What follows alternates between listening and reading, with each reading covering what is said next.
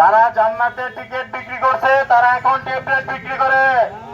সাবধান করে দিতে চাই, এই ইউনিয়ন তথা কাপাসিয়া কোনো মাদক ব্যবসায়ী থাকবে না। সালাউদ্দিন সাহেব আপনার আপন খালাতো ভাই, উনি মাদক ব্যবসা করে। আপনি সহ আপনি যদি ওদেরকে নিয়ন্ত্রণ না করতে পারেন তাহলে আপনি নিজেই নিয়ন্ত্রিত হয়ে যাবেন। অতএব এই গাগটিয়া তথা কাপাসিয়া কোনো মাদক ব্যবসা চলবে চলবে না। আমরা সকলে একসাথে হয়ে এই গাগটিয়া কাপাসিয়াকে মাদক মুক্ত করবো ইনশাআল্লাহ। দেশ নায়ক তারেক রহমানের নেতৃত্বে বাংলাদেশ শৃঙ্খলা এগিয়ে যাচ্ছে করার জন্য।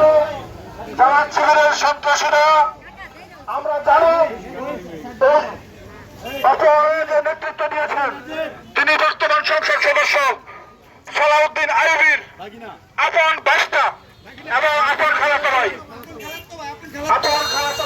প্রতিবাদে গাগটিয়া বিএনপি ও সহযোগী অঙ্গ সংগঠনের কর্তৃক আয়োজিত আজকের এই মানববন্ধন উপস্থিত রয়েছেন গাগটিয়া বিএনপির সংগ্রামী সভাপতি বদরুল সিদ্দিক ভাই, উপস্থিত রয়েছেন কাপাসিয়া উপজেলা যুব দলের ভারপ্রাপ্ত সদস্য সচিব মামুনুর রশিদ মামুন ভাই, গাগটিয়া বিএনপির সাধারণ সম্পাদক হারুনুর রশিদ মাঝি ভাই, সাংগঠনিক সম্পাদক রমজান আলী মেম্বার, গাগটিয়া যুব দলের সদস্য সচিব বিল্লাল হোসেন, ছাত্র দলের সংগ্রামী সভাপতি তাজুল ইসলাম সরকার, স্বেচ্ছাসেবক দলের সাধারণ সম্পাদক শামীম হোসেন এবং অন্যান্য সকল সংগঠনের নেতৃবৃন্দ সকলে আজকে এই মোশাররফ হোসেন ভাইয়ের যে অতর্কিত অপহরণের মাধ্যমে তাকে যে মেরে ফেলার হুমকি দেওয়া হয়েছিল তারই প্রতিবাদে আজকে আমরা রাস্তায় নেমে এসেছি এবং কাপাসিয়া উপজেলা প্রশাসনের দৃষ্টি আকর্ষণ করছি যারা আজকে অতীতে যারা স্বৈরাচারের দূষণ ছিল তারা মুখোশ পরিবর্তন করে তথাকথিত সংগঠন জামায়াত শিবিরের মুখোশ লাগিয়ে আজকে সমাজে তারা অস্থিরতা সৃষ্টি করছে।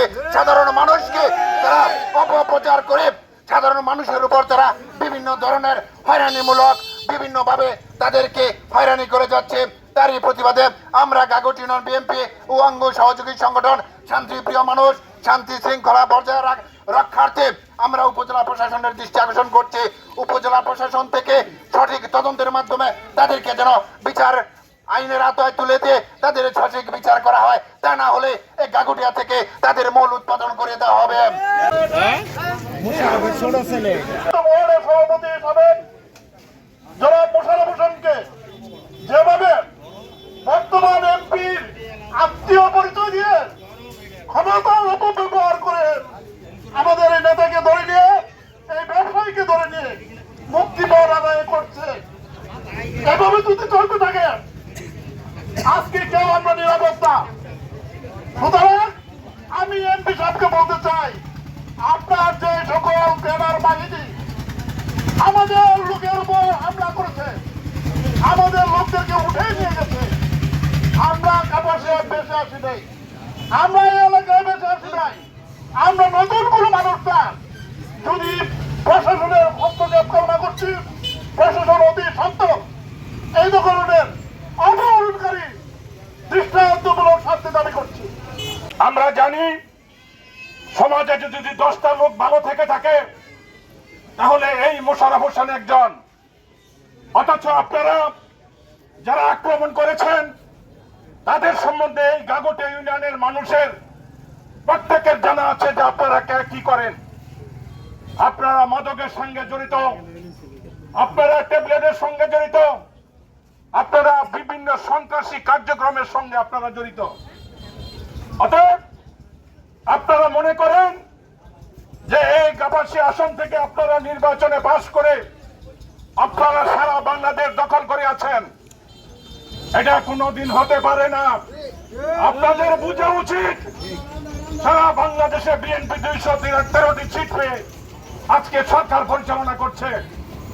অত্যন্ত দুঃখের ব্যাপার, আপনারা এত অহমিকা যে চালার বাজারের মতো জায়গা থেকে তাকে উত্তোলন করে নিয়ে আপনারা সাময়িক বাজারে একটা বন্ধের মধ্যে নিয়ে তাকে মিথ্যা অপবাদ দিয়ে একটা তারকে জোর জুলুম করে ভিডিও করে সে একজন গাঁজা ব্যবসায়ী এইসব স্বীকারোক্তি নিয়ে আপনারা বিভিন্ন টাকার একটা অঙ্কের বন্ড নিয়ে এবং তাকে মেরে দূরে তারপরে তাকে আপনারা ছেড়ে দিয়েছেন।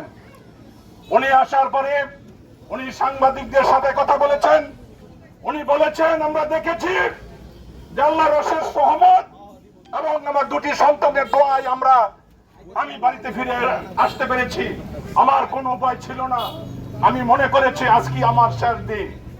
ভাইরা আমার, আজকে সেই মোশাররফ হোসেন আপনাদের সামনে উপস্থিত। আমি বারবার তাকে রিকোয়েস্ট করা সত্ত্বেও তার মুখ দিয়ে একটা কথা সে বের করতে পারিনি। শুধু বলে যে আমার সেই বলার মতন সাহস আমার নেই। সে কথা বললেই শুধু কাঁদে আর কাঁদে। তাই আজকে আপনাদের সম্মুখে শুধু একটা কথা বলেই আমি আমার বক্তব্য শেষ করতে চাই। আপনারা যে চিন্তা ভাবনা নিয়ে সামনে এগোচ্ছেন, গাগুটিয়ার মাটিতে শুধু নয়, কাপাসিয়ার মাটিতেও আমরা হজম করব না। আমরা যদি এর পরবর্তী সময়ে আপনাদের দ্বারা যদি কোন রকমের সন্ত্রাসী কার্যকলাপ আমাদের উপর যদি চলে, তাহলে কিন্তু তাদের আমরা দাঁত ভাঙ্গা আমরা জবাব দেব ইনশাআল্লাহ। গাগুটিয়ার মাটিতে আমরা কোন সন্ত্রাসীকে জায়গা দিব না। তাদেরকে আমরা এই গাগুটিয়া থেকে আমরা বিতাড়িত করবো ইনশাআল্লাহ। তাই আজকে আপনাদেরকে আমরা হুঁশিয়ারি দিয়ে বলতে চাই, বিএনপির রাজত্ব, বিএনপি সরকার গঠন করেছে, তারেক রহমান আমাদের মাননীয় প্রধানমন্ত্রী। আপনি একটু দেখেন এই তারেক জিয়া কিভাবে দেশ পরিচালনা করে, আপনারা দেখেন। অতএব আমরা আশা করব যারা আজকে এই সন্ত্রাসী কায়দায় এই কাজ করেছে তারা ভবিষ্যতের জন্য তারা ঠিক হয়ে যাবে। যদি না হয় তার জবাব আমরা কিন্তু দিতে প্রস্তুত আছি। আমাদের আজকের মানববন্ধনই শেষ। আমরা পরবর্তী সময় আর আপনাদের মোকাবেলা মানববন্ধন দিয়ে আমরা কোনো মোকাবেলা আমরা করবো না। প্রশাসনের কাছে আমি দাবি চাইছি যে যদি প্রশাসন আমাদের সবাইকে মানে একটু অবগত থাকে, তাহলে ইনশাল্লাহ আমরাও চেষ্টা করবো। আমার অপরাধ একমাত্র নির্বাচনের সময় মানে একটু কথা কাটাকাটি হয়েছে, তারপরে এরকম কোনো অভিযোগ তারা দেয় না যে নির্বাচনে আমি মানে কোনো তাদেরকে মারপিট। আব্দুল্লাহ এবং রাকিবের নেতৃত্বে যারা এইখানে আরো 4-5 জন 6 জন লোক মোটরসাইকেল থেকে দিয়ে তাদেরকে মারপিট করে, ওনাকে জখম করার পরে উনি ডাক চিৎকার শুরু করে, পায়ে কান্নাকাটি শুরু করে, এক পর্যায়ে বস্তার কথা বলে যে ওনাকে বস্তার ভিতরে বলে মাদুরির বীজ থেকে নিচে ফেলে দিবে।